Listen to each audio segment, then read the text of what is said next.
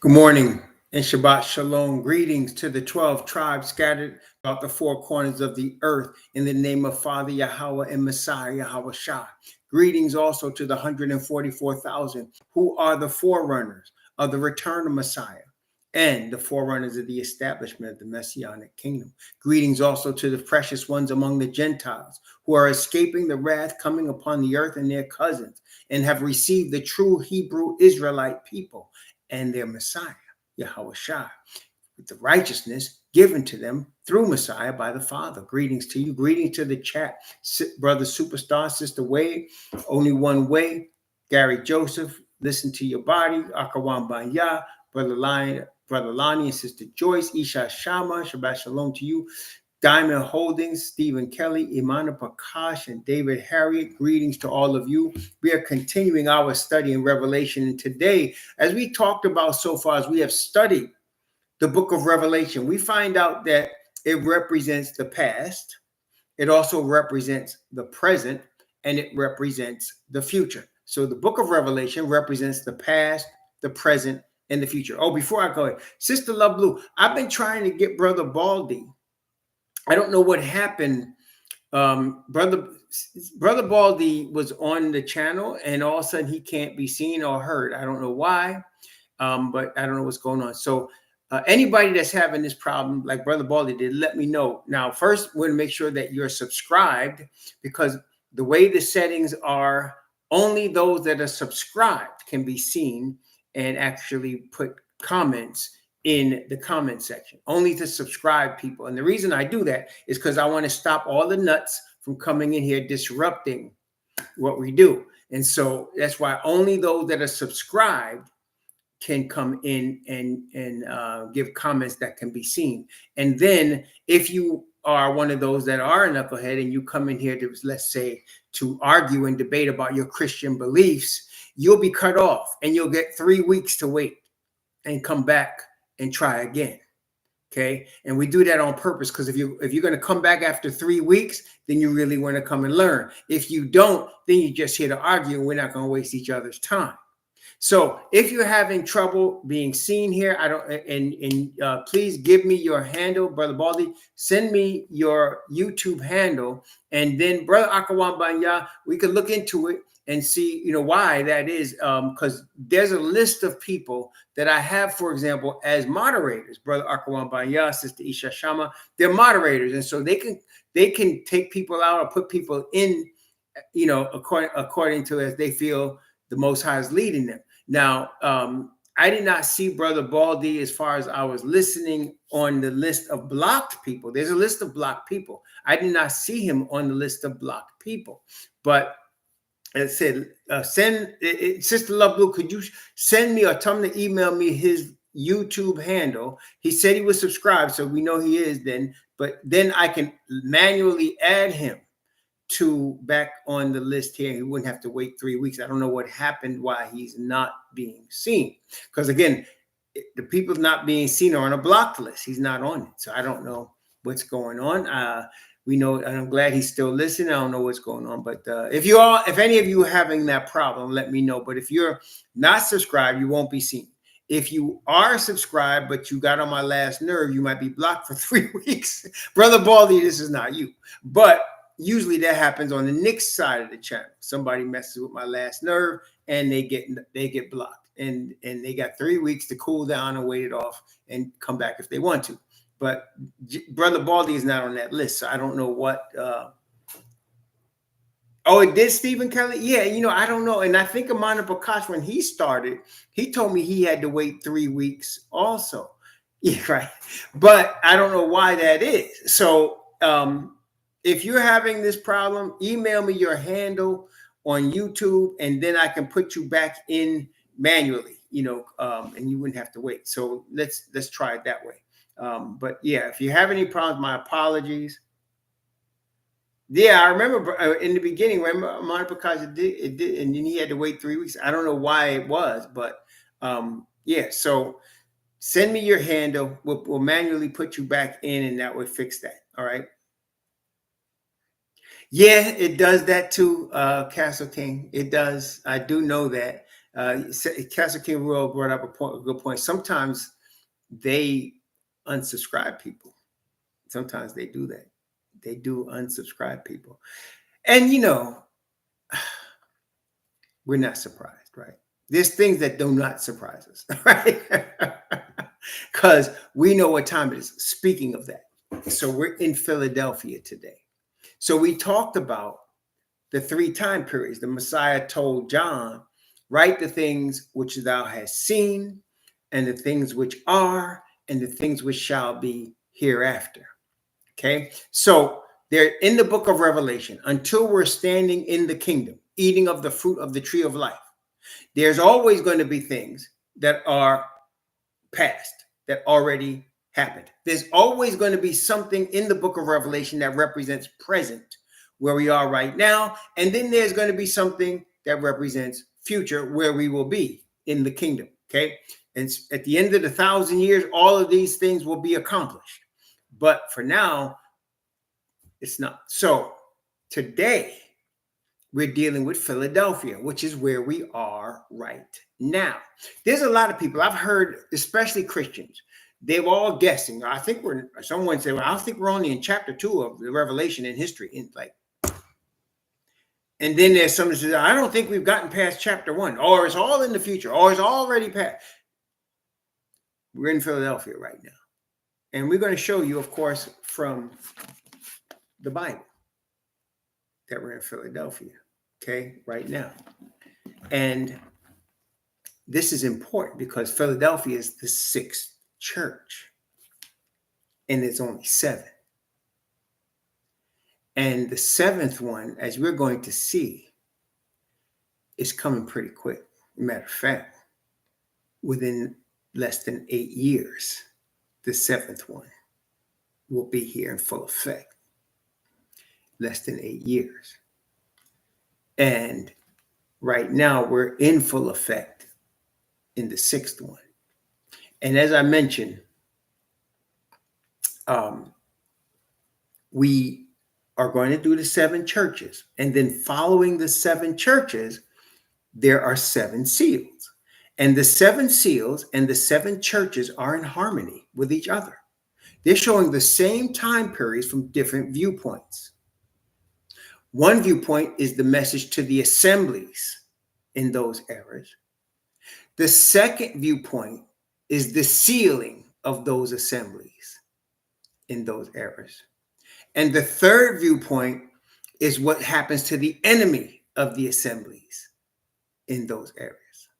See? So you're seeing 3 viewpoints, and they move in harmony. So after we do the 7 churches, which we're in the 6th now, Philadelphia, when you get to the 6th seal, you're going to see more things in Philadelphia. When you get to the 6th trumpet, you're going to see a whole lot more in the 6th trumpet.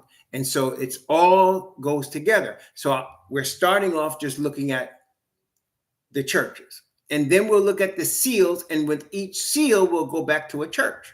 First seal, first church. Second seal, second church. Third seal, and so on and so forth.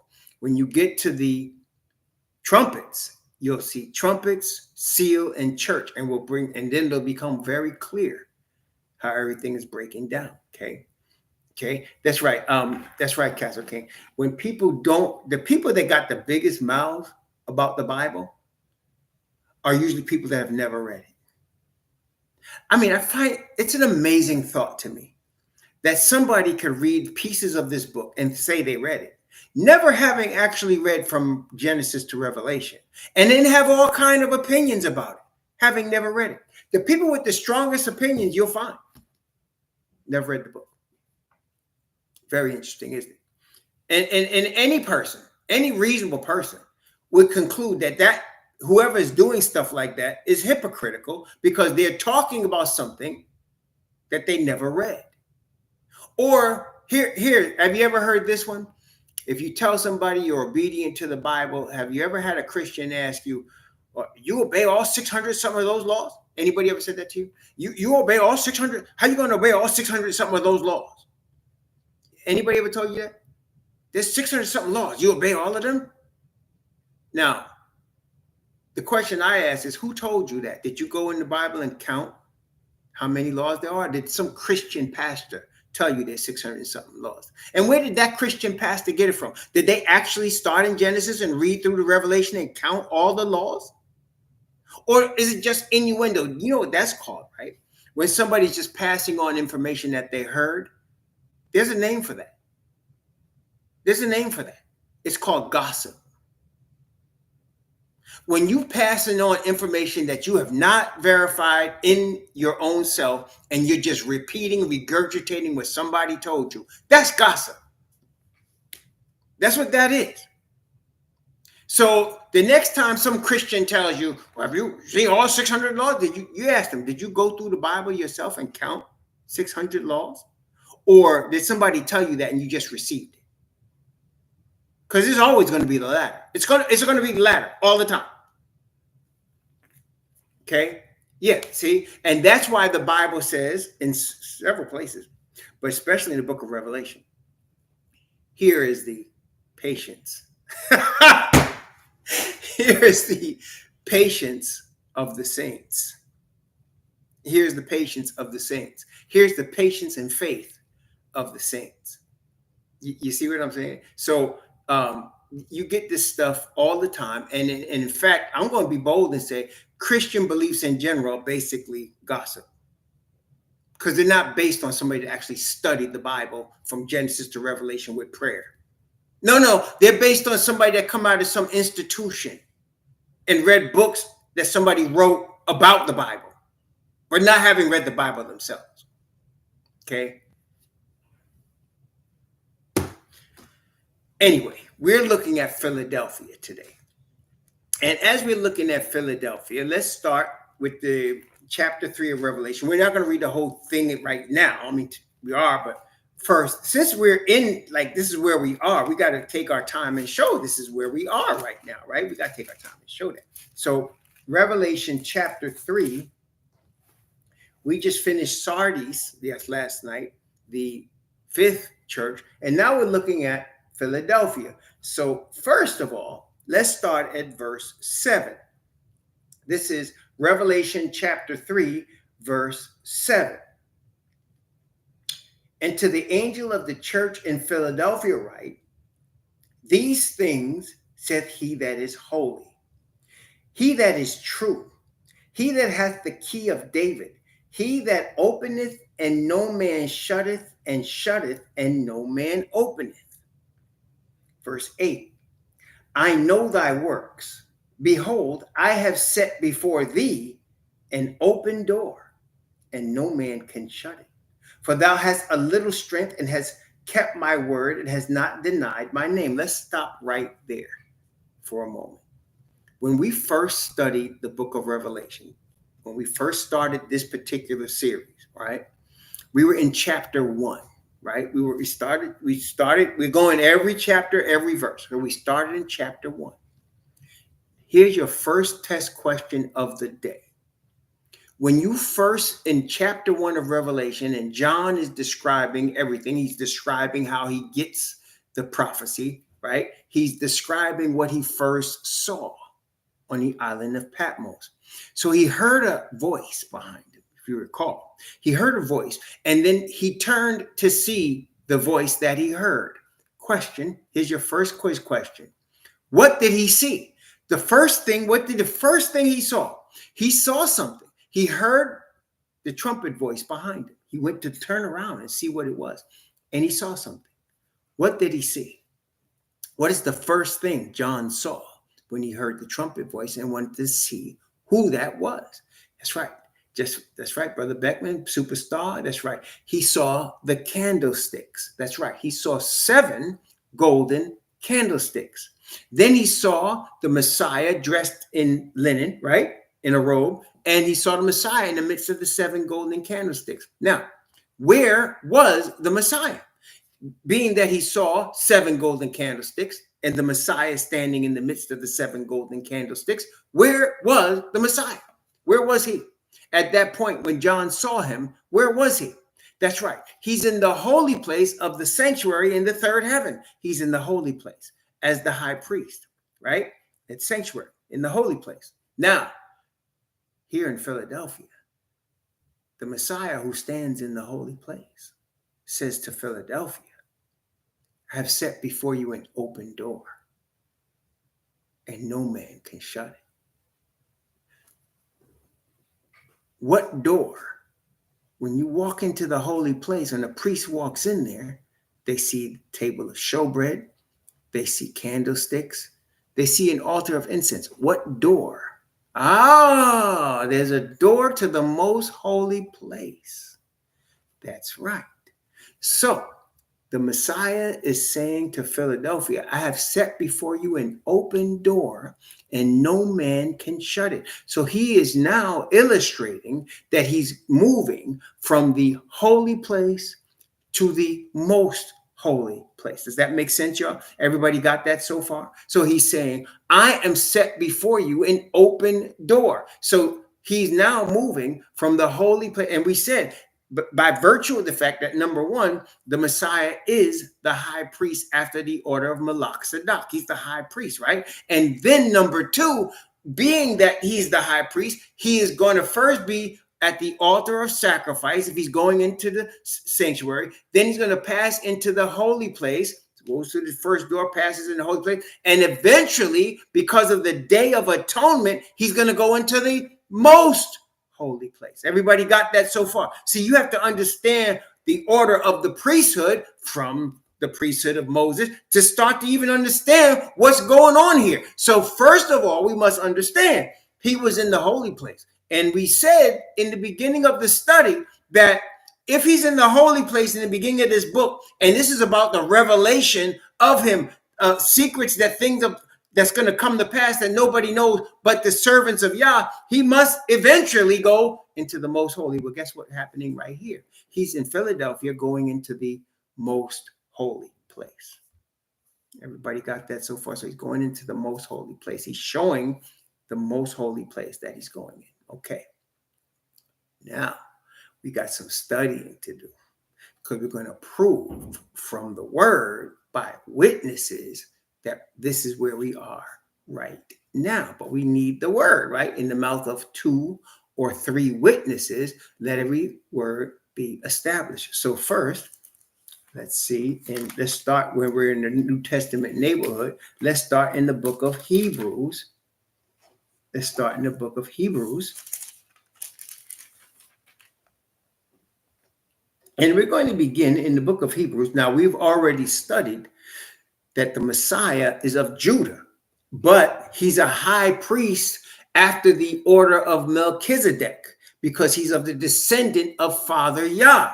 And Father Yah is represented by Melchizedek, without father, without mother, without natural descent, the king of righteousness and the king of peace. That's Father Yah. So Father is the king. Messiah is his descendant. Messiah is after the order of the Father. Somebody might ask, well, when was he the father? When was he born? He was born of Miriam. And the Bible gave the prophecy. He said, thou art my begotten. This day, thou art my son. This day have I begotten thee. So the seed that was in Miriam was the father's seed. And she brought forth a son from the father, who is of her flesh and of the Father's spirit. Therefore, the Father said, I have begotten thee. So he's begotten after the order of the King of righteousness and the King of peace. Now, we studied that already. That was chapter 7. So now let's go to chapter 9 of the book of Hebrews, chapter 9. And I'm going to read from verse 1 down to verse 7 of Hebrews, chapter 9, verses 1 to 7. That's right. So the Messiah is the son of Yahweh, and he's the son of man. Because of Miriam, he's the son of man. Because of Father Yahweh, he's the son of Yahweh. Okay, so he's the only person that is fully divine and fully human. Again, in the Bible, there's no such thing as half. See, half came about by the racists that created the system of race. I'm half white. Why? Everybody wants to be half white because most of the people are under this delusion that the children of Yafet are supreme. And so they want anything to connect with them. So they say, I'm half white. I'm a quarter. I'm a quarter Irish. I'm a quarter Polish. No. The Bible has you under one of three areas. You're either the children of Yafet, the children of Ham, or the children of Shem. There's no half. Somebody said, well, what about the mixed blood? You make your declaration. The Bible again says, let the redeemed of Yahweh say so. So now you had Timothy, whose father was a Greek and his mother was a Hebrew. Let the redeemed of Yahweh say so. So in chapter 15, they said, well, the Gentiles don't need to be circumcised. So then in chapter 16 of the book of Acts, Paul takes and circumcises Timothy. Why? Because the Gentiles didn't need to be circumcised, but he wanted to let all the Hebrews know who Timothy was, a Hebrew. There's no half in the Bible. There's no such thing as half. Either you in or you out. Take your stand. Oh, you want to be white? And you, hey, there's plenty of them. Plenty of them. There's people bleaching, putting fake stuff in their hair to get it straight. They're doing all kinds of things because they're making their declaration of what they want to be. Well, who do you want to be? Timothy said he was a Hebrew and he got circumcised. There you go. Make your declaration. Let the redeemed of Yahweh say so. There's no halves in the Bible. So here, Messiah is fully divine, fully human. Fully divine, fully human. Okay? Fully divine, fully human. Yeah, it's sad when you see people trying to be what they're not. Trying to be what they're not because they're declaring themselves inferior. Because they're trying to, it is not, by trying to be like somebody, you're giving them the power saying, you know, you're greater than me and I want to be like you. Like back in the day, they used to have this commercial. Y'all remember it, right? I want to be like Mike. What is that? I want to be like Mike. What does that mean? That means I want to be like Michael Jordan. I want to be as great as Michael Jordan. So I'm acknowledging he's greater than me. I want to be like Mike. Well, guess what? There's a lot of people want to be like Yafet. They want to be Yafet. And they'll deny their own kind, deny who they are, deny their history, down their own people just to be like Yafet. And they get a clap from Yafet. The crazy thing is Yafet will never accept you. It's really sad. He will never accept you. To Yafet, you can bleach, you could change your eyes and your hair color, and to them, you're still a nigga. Can I be real with you? You're still a nigga. And they laugh at you. They're laughing at you. You could talk the language, the King's English, the way they want you to talk it. You can like all of their culture, and to them, it's still a spit.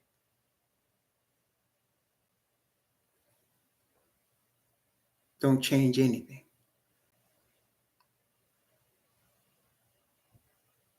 Praise the Most High that we know who we are and where we're from. And we don't need to be justified by anybody. And we don't need their permission to be who we are. We don't need to prove to them who we are. Because this book tells us who we are. Praise the Most High. Now, we were saying, Philadelphia, Hebrews chapter 9 from verses 1 to 7. Hebrews chapter 9 from verses 1 to 7. Then verily, and by the way, we're going to take a couple of lessons on Philadelphia because this is where we're at. This is very important, right? This is where we are right now. So we're going to take a few lessons on Philadelphia. So let's roll, let's ride. Praise the Most High. Hebrews chapter 9. Then verily the first covenant had also ordinances of divine service and a worldly sanctuary. For there was a tabernacle made, the first wherein was the candlestick and the table and the showbread, which is called the sanctuary. After the second veil, the tabernacle, which is called the holiest of all, which had the golden censer, and the ark of the covenant overlaid round about with gold, wherein was the golden pot that had manna, and Aaron's rod that budded, and the tables of the covenant. And over it the cherubim of glory shadowing the mercy seat, that's the propitiation, of which we cannot now speak particularly. Now, when these things were thus ordained, the priest went always into the first tabernacle, accomplishing the service of Yahweh. But into the second went the high priest alone once a year, not without blood, which he offered for himself and for the errors of the people, which he offered for himself and for the errors of the people. So the high priest once a year goes into the most holy place alone, once a year. So did Messiah go into the most holy place every year? What's going on? Well, this is where we must understand that there are 3 appointed feasts, and then there's 1 day of atonement in the Bible. There are 3 appointed feasts, and there's 1 day of atonement in the Bible. We also understand that each appointed feast has a fulfillment in prophecy, right? And again, let's just review this for our friends that may not understand. There is a feast called the Feast of Unleavened Bread, aka the Passover. They're not 2 different feasts. It's the same week, the same feast. It's the Feast of Unleavened Bread, also called the Passover. That particular feast commemorated the deliverance of the Israelite people from Egypt, because the destroying angel passed over them because they had the blood of a lamb over the houses. It commemorated then the Messiah, who is the lamb, who came in the man's body, paid the penalty of sin for his people. It wasn't for all nations. The Passover was only given to Israel. Babylonians, children of Japhet, children of Ham, they did not get the Passover. The Passover didn't even come to all the children of Shem. It only came to the children of the descendants of Jacob. And so for those children, Messiah came. And from among them, he came as one of Jacob's children, Judah. And he paid the penalty for his people's sin. That was the Passover. 50 days later,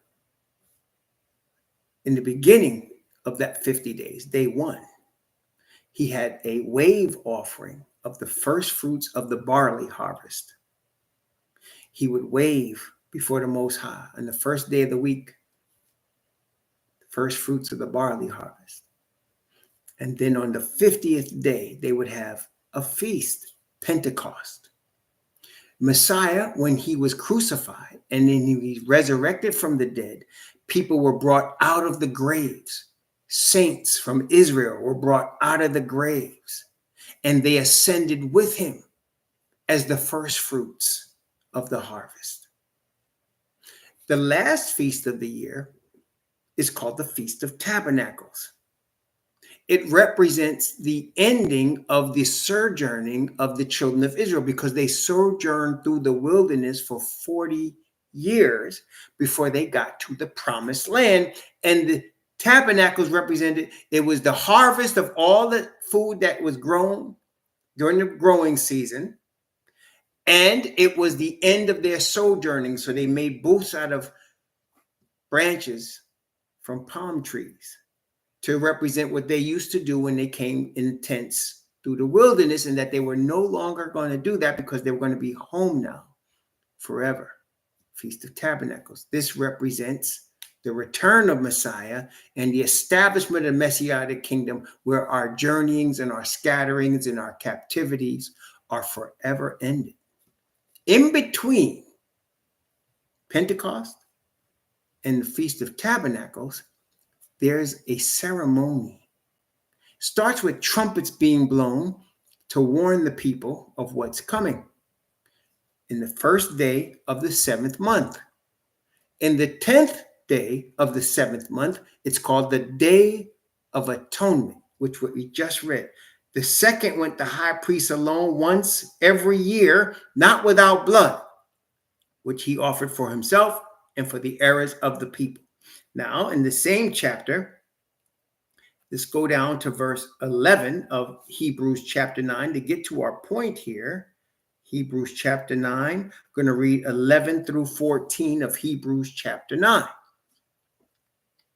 But Messiah, being come a high priest of good things to come by a greater and more perfect tabernacle, not made with hands, that is to say, not of this building, neither by the blood of goats and calves, but by his own blood, he entered once into the holy place, having obtained eternal redemption for us. For if the blood of bulls and of goats and the ashes of an heifer sprinkling the unclean sanctifieth to the purifying of the flesh, how much more shall the blood of Messiah, who through the eternal Spirit offered himself without spot to Yahweh, purge your conscience from dead works to serve the living Most High. So Messiah is the high priest who doesn't need an animal. His blood is the representative of what the animal is representing. And so the cleansing of the sanctuary represents the removal of sin from Israel. Leviticus chapter 16, where we were last night. Let's go back there. Leviticus chapter 16. Leviticus chapter 16. And let's go to, let's see. I'm going to begin at verse 1, Leviticus chapter 16. I'm going to begin at verse 1. And I'm going to go from verse 1, and I'm going to read verse 1. Let's see. I'm going to read verse 1 to 4, and then I'm going to skip down for the sake of time. We got a lot of things to cover. So from verse 1 to 4 of Leviticus chapter 16. Yes, from verse 1 to 4.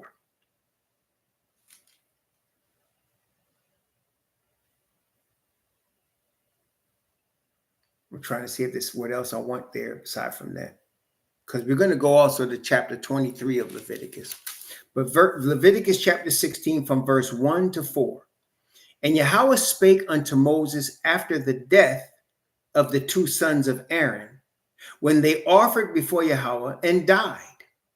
And Yahweh said unto Moses, speak unto Aaron thy brother, that he come not at all times into the holy place within the veil before the mercy seat, which is upon the ark, that he die not, for I will appear in the cloud upon the mercy seat. Thus shall Aaron come into the holy place with a young bullock for a sin offering and a ram for a burnt offering. He shall put on the holy linen coat, and he shall have the linen breeches upon his flesh, and shall be girded with a linen girdle, and with a linen mitre shall he be attired. These are holy garments. Therefore shall he wash his flesh in water, and so put them on. Okay, so he goes in there, not all the time, once a year. Okay, once a year. In the same chapter, chapter 16, I'm going to begin, let's see, I'm going to begin at verse 29, like we did the other night. This is Leviticus 16:29. I'm going to read from 29 down to verse 34. This is Leviticus chapter 16 from verse 29 to verse 34. And this shall be a statute forever unto you, that in the 7th month, on the 10th day of the month, ye shall afflict your souls, and do no work at all, whether it be of one of your own country or a stranger that sojourneth among you. For on that day shall the priest make an atonement for you, you being the children of Israel, to cleanse you, that ye may be clean from all your sins before Yahweh. And it shall be a Shabbat of rest unto you, and ye shall afflict your souls by a statute forever. And the priest whom ye shall anoint, and to whom he shall consecrate to minister in the priest's office in his father's stead, shall make an atonement, and shall put on the linen clothes, even holy garments. And he shall make an atonement for the holy sanctuary, and he shall make an atonement for the tabernacle of the congregation, and for the altar, And he shall make atonement for the priests and for all the people of the congregation. And this shall be an everlasting statute unto you, to make an atonement for the children of Israel for all their sins once a year, even as Yahweh commanded Moses. So once a year, Day of Atonement, to take away all the sins, to cleanse the children of Israel from all their sin. And so when you cleanse the children of Israel from all their sin, there's no more sin there. And the sin is replaced with perfect righteousness from the Father. So now you get the atonement for sin, the Messiah. Messiah becomes this high priest after the order of Aaron. No, as Hebrew said, after the order of Melchizedek. He becomes a high priest forever. In fact, the Bible says, let's take a look at that in Psalm 110. Psalm 110, again, we must have witnesses for everything we bring forth. Otherwise, we cannot bring it forth. There must be Bible witnesses. I don't ever want to make stuff up, and I definitely don't ever want to guess. I want to know, because we're supposed to know, because it's given to us to know things that must shortly come to pass. Psalms 110. Psalms 110, verses 1 down to verse 4. Psalms 110, 1 through 4. Yahweh said unto my master, sit thou at my right hand until I make thine enemies thy footstool. Yahweh shall send the rod of thy strength out of Zion. Rule thou in the midst of thine enemies. Thy people shall be willing in the day of thy power, in the beauties of holiness from the womb of the morning. Thou hast the dew of thy youth. Yahweh has sworn and will not repent. Thou art a priest forever after the order of Melchizedek. So Messiah is an eternal priest instead of Aaron, after the order of Melchizedek, the father. And he is the high priest for the purpose of removing sin from Israel and those that dwell among Israel. Israel and those that dwell among Israel, right? So we just saw Israel and those that dwell among Israel is for the purpose of removing sin. And he shall make an atonement for the holy sanctuary, and for an atonement for the tabernacle and the congregation, for the altar, atonement for the priest, atonement for all the people of the congregation. Everlasting statute. So he's removing sin forever. Okay. That's called the Day of Atonement. So in Philadelphia, we see the Messiah as our high priest entering the most holy place to remove sin from Israel forever. We know Israel is what's so called today the black man. The black man is called Israel today, is Israel, the so-called black man. The black man that was a descendant of the slaves. From the slave trade, from the Atlantic slave trade, the transatlantic slave trade, and the slave trade of the Muslims that went the other way. That's the children of Israel. We've already shown that from the Bible, so we won't go into that right now. But we've shown that from the Bible. If you want to know, and that wasn't in any of those studies, let me know. I'll send you the study. But we did multiple studies to prove who the true children of Israel are today. And it's not the Europeans that now occupy the land. They have some other problems coming. But the true children of Israel is the so-called African American, the so-called black man, the descendant of chains and slaves. These are the true children of Israel. Now, we want to know, why are we saying Philadelphia is now? Well, first thing I wanted you to understand is, we understand now what we're seeing is the Messiah going into the most holy place. Okay. Now, where is the prophetic? We see the prophetic meaning of the three feasts. Passover is Messiah's death and resurrection. Pentecost is the resurrection and the first fruits from his resurrection. Tabernacles is his return and the establishment of the Messianic kingdom. So where is the blowing of the trumpets, and where is the Day of Atonement? Where is the prophetic match for that? Would be an excellent question, wouldn't it?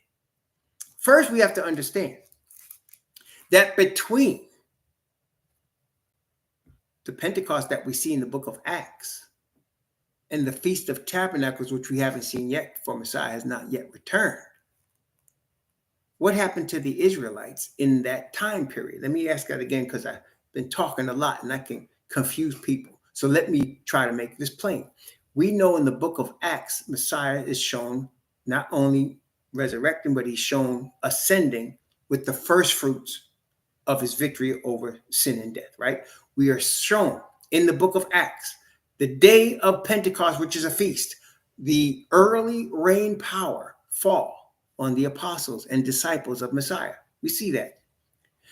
Then the last thing we're seeing now after the book of Acts, in the book of Revelation, is the return of Messiah, in triumph, right? So what happened between Pentecost and what's not yet happened, the return? That's right, Brother Manny. The Israelites have been scattered. They have been scattered. So we're in a scattered state. We're in a slave state.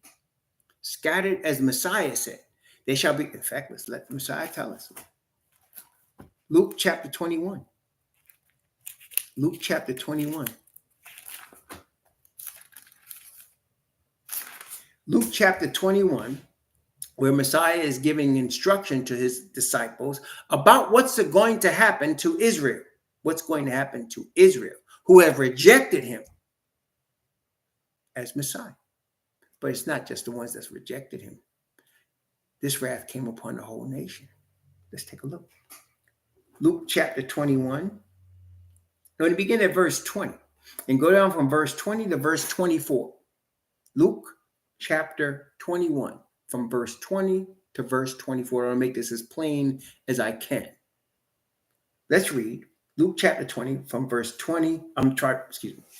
Luke chapter 21 from verse 20 to verse 24. And when ye shall see Jerusalem compassed with armies, then know that the desolation thereof is nigh. So Jerusalem is going to be destroyed. We're going to show you another witness to that. Then let them which are in Judea flee to the mountains, and let them which are in the midst of it depart out, and let not them that are in the countries enter therein too. For these be the days of vengeance, that all things which are written may be fulfilled. But woe unto them that are with child, and to them that give suck in those days, for there shall be great distress in the land, and wrath upon this people being us. Verse 24. And they shall fall by the edge of the sword, and shall be led away captive into all nations, and Jerusalem shall be trodden down of the Gentiles until the times of the Gentiles be fulfilled. Let's read that again. And they shall fall by the edge of the sword. That's our people, our forefathers. And shall be led away captive. Captive, that means not free. Into all nations. And Jerusalem shall be trodden down of the Gentiles until the times of the Gentiles be fulfilled. So Jerusalem's going to be destroyed, and we're going to be led away as slaves. Okay? Jerusalem's going to be destroyed, and we're going to be led. This is between the period of time of the rise of Messiah from the grave in Pentecost and the Feast of Tabernacles, which is the return of Messiah. Jerusalem's going to be led away captive into all nations. Okay? Jerusalem's going to be destroyed, and its people, us, led away captive into all nations. Okay. What did Moses say? Did Moses ever talk about that? Let's take a look. Did Moses say anything about that? Let's see. Did he? Let's see. Oh, wait. Let's take a look here.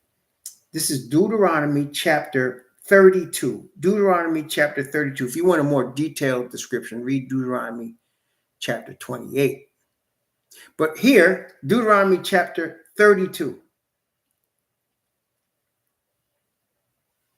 I'm going to start at verse 15 and read down to verse 26. This is Deuteronomy chapter 32. I'm going to start at verse 15 and read down to verse 26. Moses is giving a prophecy to the children of Israel, about the children of Israel. Verse 15, but Jeshurun, which represents Israel, waxed fat and kicked. Thou art waxen fat, thou art grown thick, thou art covered with fatness. Then he forsook the Most High, which made him, and lightly esteemed the rock of his salvation. They provoked him to jealousy with strange gods, with abominations, provoked they him to anger. They sacrificed unto devils and not to the Most High, to gods whom they knew not, to new gods that came newly up, whom your fathers feared not. Of the rock that begot thee, thou art unmindful, and hast forgotten the Most High that formed thee. And when Yahweh saw it, he abhorred them, because of the provoking of his sons and of his daughters, and said, I will hide my face from them. I will see what their end shall be, for they are a very froward generation, children in whom is no faith. They have moved me to jealousy with that which is not the Most High. They have provoked me to anger with their vanities, and I will move them to jealousy with those that are not a people. I will provoke them to anger with a foolish nation.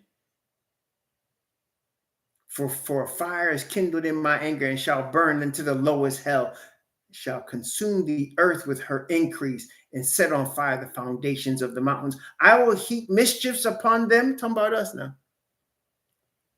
I will spend mine arrows upon them, and they shall be burnt with hunger and devoured with burning heat and with bitter destruction. I will also send the teeth of beasts upon them, with the poison of serpents of the dust.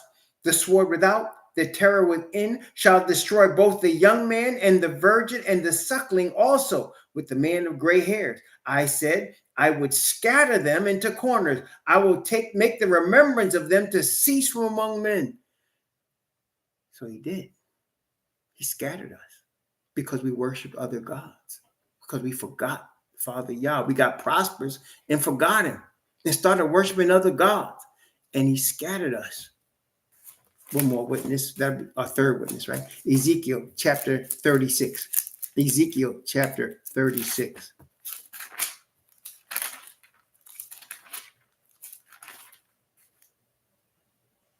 Wait, I just opened chapter 20. So let's start at verse 20. Ezekiel chapter 20. Yes, Ezekiel chapter 20. Okay. I think, who was it? Was it Brother Akawan Bayah was asking me about burden? Whenever the Most High, and usually you'll see this in Ezekiel, Jeremiah, and Isaiah, but you see it in other prophets as well. When they speak of the term burden, they say, what is the burden of something? What that means is, what is the message to that people? The burden of Yah is a message through a prophet to that people. So when they're asking, what is the burden? They're saying, what is your message to us?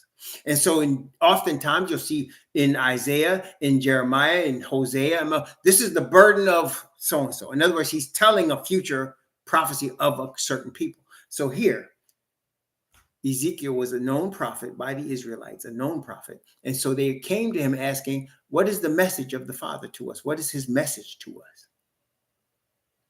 Well, sometimes it is negative, but it's a burden. The reason it's called burden, and that's a good point, Brother Iman Prakash says it sounds negative, but the reason is because it's placed on a person as the messenger that has to speak. In other words, they got this burden they got to let off their chest. You understand? They got to let this thing off their chest. So the Messiah, so the Father puts a spirit on you, and you got to speak because it's on your spirit, and you got to speak. That's why it's called a burden. Does that make sense, y'all? So it's a burden because on the person that has to speak it, it's a burden until he lets that burden go. He has to let it go by speaking the words that were given to him. So that's the burden of Yahweh to whatever. And so here in Ezekiel chapter 20, I'm going to read from verse 1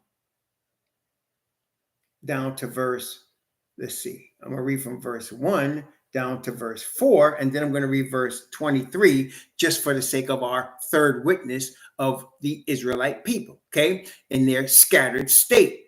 There are many more. There are many more. But we're going to just read 3. We read one from Messiah and Luke, one from Moses himself, and this one is Ezekiel. Now, if we wanted to see more, we can look in Isaiah, we can look in Jeremiah, we can look in Hosea, we can look in Zephaniah, we can look in a whole Joel, we can look in a whole bunch of witnesses. But let me just verbally tell you so you can go read them. Joel chapter 3, Isaiah. Which one do I want? Chapter 49. Zephaniah chapter 3. Zechariah chapter 1 and 2 and 14. Take this down now. That's why we're recording it. Go study it. Let me see. What else? Oh, there's more. What? Let's see. That said Zechariah, right? That said Zephaniah, right?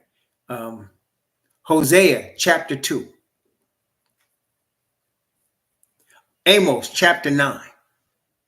How many is that? I don't know, but there's more. Jeremiah chapter 16, chapter 30. Isaiah chapter 49, there's more. Chapter 11 of Isaiah as well. Chapter 11 of Isaiah, chapter 10 and 11, chapter 49, chapter 60 also. What else? And here, so there is at least 7, to use the perfect number. There's at least 7 witnesses of the scattering of the children of Israel and not being scattered to prosper, being scattered to suffer. Okay, here, Ezekiel chapter 20 from verses 1 to 4. And it came to pass in the 7th year, in the 5th month, the 10th day of the month, that certain of the elders of Israel came to inquire of Yahweh and sat before me. So you see, the elders of Israel, they're now in captivity, all of them. And so they come to the prophet and they want a word from the Most High. And then came the word of Yahweh unto me, saying, Son of man, speak unto the elders of Israel, and say unto them, Thus saith the Most High Yahweh, Are ye come to inquire of me? As I live, saith the Most High Yahweh, I will not be inquired of by you. Wilt thou judge them, son of man? Wilt thou judge them and cause them to know the abominations of their fathers? He's not going to talk to you. You're going to scatter. Verse 23. I lifted up my hand unto them in the wilderness, that I would scatter them among the heathen and disperse them through the countries. I will scatter them among the heathen and disperse them through the countries. Okay, so there it is. Okay, so now between the resurrection of the Messiah and the early rain given in Pentecost of AD 31. And I'm sorry, AD 31. Yeah. And the return of Messiah, which is Feast of Tabernacles, this happened. They were scattered and destroyed. So in their scattered state, what's going to happen? Well, let's look at Daniel. Now let's look at Daniel. So Daniel is part of the captivity, right? Matter of fact, let's take a look. Let's see. Daniel chapter 2. Daniel chapter 2.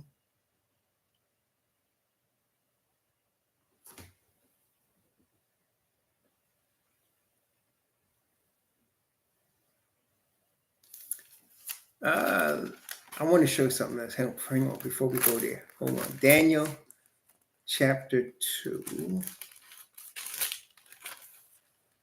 Oh, I can't find what I'm really looking for right now, but we'll go on. We got other stuff to cover, but I wanted to see.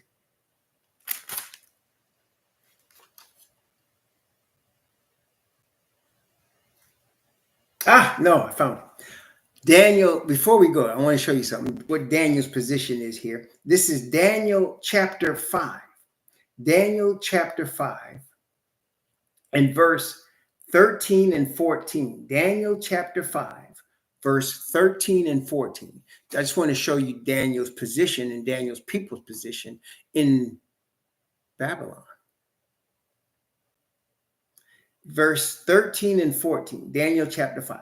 Then was Daniel brought in before the king, and the king spake and said unto Daniel, Art thou that Daniel, which art of the children of the captivity of Judah?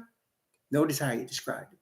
He said, Art thou that Daniel, which are the children of the captivity of Judah, whom the king my father brought out of Jewry? I have even heard of thee, that the spirit of the gods is in thee, and that the light and understanding and excellent wisdom is found in thee. So he describes Daniel as the children of captivity. This is the king of Babylon. That was local Babylon. We are now in worldwide system of Babylon. And let me ask you, Hebrews, are you still the children of captivity? Whereas Daniel was the children of captivity in local Babylon, are you still the children of captivity in the worldwide system of Babylon? I think that is pretty obvious. Yes, it is. So in the book of Daniel, Daniel is of the children of captivity, and Daniel is being shown things. He's interpreting a dream from Nebuchadnezzar about the future. And in the future, you're not being shown much about the children of Israel, except at the end. I want you to notice this. This is the interpretation that Daniel gives of Nebuchadnezzar's dream. Now, he showed Nebuchadnezzar what he dreamt. He told Nebuchadnezzar, this is what you was thinking before you went to sleep that night. And this is what you dreamt. Nebuchadnezzar's bugging. See, many people ask this question. Have you ever heard this? Maybe you thought about it yourself. In Daniel chapter 3, where there is an image erected, and the people are commanded to worship the image, and you have Hananiah, Mishael, and Azariah that refuse, right? They refuse. Somebody said, well, where was Daniel? Have you ever thought about that? Say, where was Daniel when the image was erected? How come Daniel wasn't out there? I mean, he was a leader, right? He was a leader. Why wasn't he out there with everybody else? Why was the children? Why was you know why? Well, let me ask you a question. In fact, I'm not going to answer it yet. I'm going to read Daniel chapter 2 and read his interpretation, and let's let the Bible show us. Praise the Most High. Isn't it wonderful that if you actually pray to the Heavenly Father, ask for his spirit, and read his word, let me just say this, it's going to be sounding bold, but the answer to all life's questions are in there. The answer to every question of life is in this book. And even more than that, the answer to the future is in this book. In fact, that's what we're studying now, is it not? The answer to the future is in this book. All we have to do is pray to the Heavenly Father and just look at his book. Everything is in there. Yep. All right. So let's look at Daniel's interpretation. We know the dream. Let's look at the interpretation. Let's see. Verse 36. Daniel chapter 2, verse 36. We're going to read from verse 36 down to verse 44. Now watch this. This is the dream, and we will tell the interpretation thereof before the king. Thou, O king, art a king of kings. For the Most High of heaven hath given thee a kingdom, power, and strength, and glory. And wheresoever the children of men dwell, the beasts of the field, and the fowls of the heaven, he hath given into thine hand, and hath made thee ruler over them all. Thou art this head of gold. So the head of gold represented ancient Babylon. Verse 39. And after thee shall arise another kingdom, inferior to thee, and another third kingdom of brass, which shall bear rule over all the earth. And the fourth kingdom shall be strong as iron. For as much as iron breaketh in pieces and subdueth all things, as iron that breaketh all these, shall it break in pieces and bruise. So the fourth and final empire is a hard empire. It breaks in pieces and bruises, breaks all things, destroys everything. Okay, verse 41.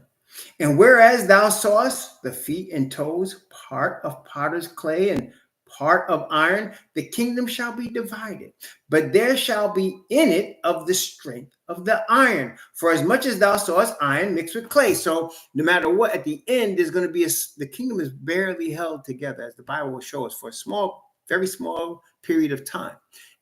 But it's held together, and the strength of the iron is all in it. It's got clay, but it's the strength of the iron is all in it. So the iron goes all the way to the end. Look, verse 42. And as the toes of the feet were part of iron and part of clay, so the kingdom shall be partly strong and partly broken. And whereas thou sawest iron mixed with miry clay, they shall mingle themselves with the seed of men, but they shall not cleave one to another, even as iron is not mixed with clay.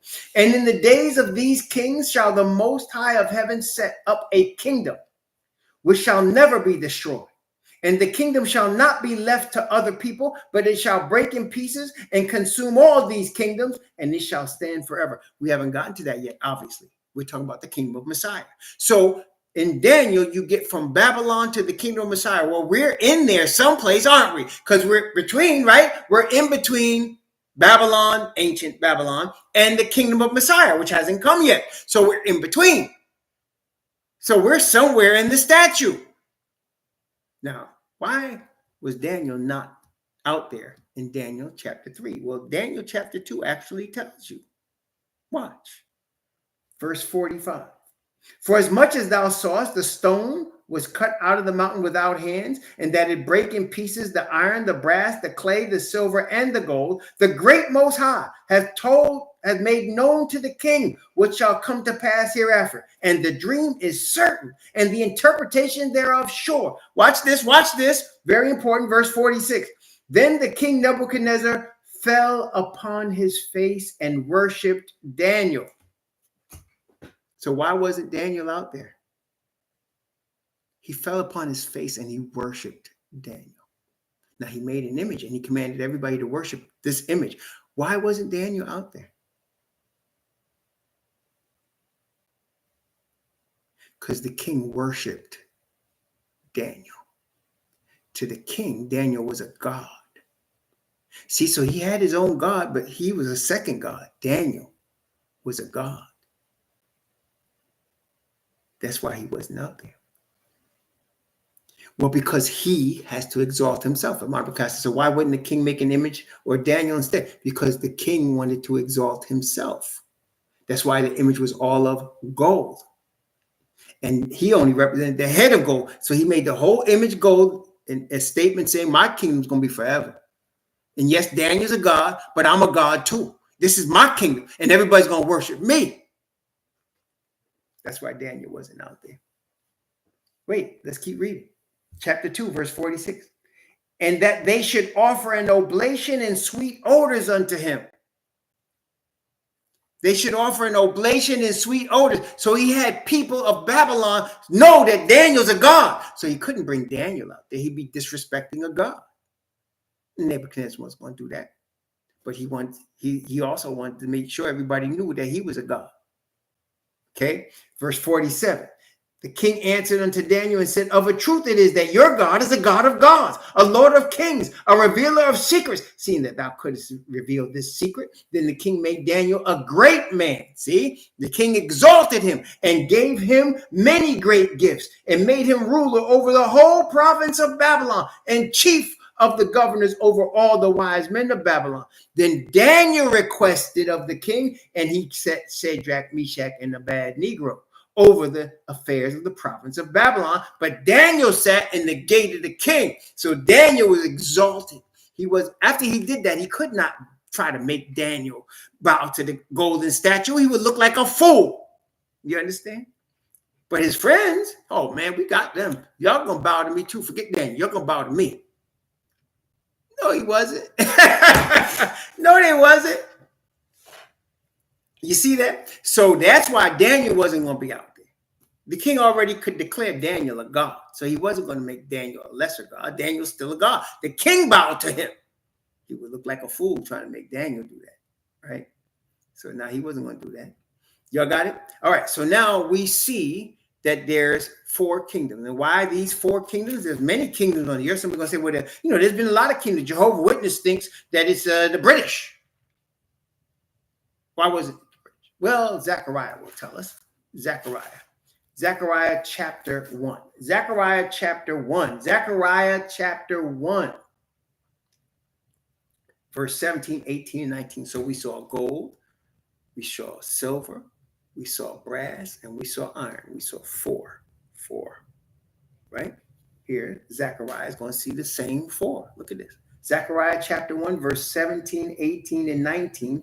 Zechariah chapter 1, 17, 18, and 19. Cry yet, saying, thus saith Yahweh of hosts, my cities through prosperity shall yet be spread abroad, and Yahweh shall yet comfort Zion, and shall yet choose Jerusalem.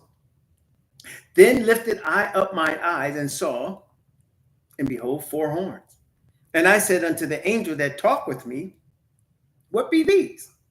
And he answered me, these are the horns which have scattered Judah, Israel, and Jerusalem. So these four are pointed out among all of the many, many, many kingdoms that have existed on planet Earth because they involve with the scattering of Judah and Jerusalem. They have personally scattered Israel from off the land. They all were involved in the scattering of us off the land directly. Okay. Now, after we left the land, other people came and started abusing us, as the Bible said they would, right? We were captive into all nations. But there were four that actually came into our land and moved us off of it. These four: Babylon, Media, Persia, Greece, and Rome. These four came into our land and moved us off and took us away captive. These four. That's why these four are highlighted. Okay. So we're going to take a break now. Remember, let's remember the subject matter so we don't forget. The subject matter is how are we proving from the Bible that Philadelphia is where we are right now? How are we proving from the Bible that Philadelphia is where we are? Well, let's review where we've been already today. We have proven that in Philadelphia, the high priest Messiah is going into the most holy place. Check. Mic check, 1, 2, 3. So we have proven that the Messiah is the high priest and that in Philadelphia, he's going from the holy place to the most holy place. We have proven it. We have proven from the Bible that that's for Israel and those that dwell among Israel. Okay. We have shown that there is a Passover Messiah representing the death of Messiah and his resurrection, that the Pentecost represented the early rain, and that we know the Feast of the Tabernacles is the homecoming, that we're never leaving home. But there's a Day of Atonement in between, and we see that that does represent the removal of sin from Israel, but we need to see it in the Bible. So now we have shown, well, one of the problems there is that the children of Israel between Pentecost and Tabernacles have been scattered.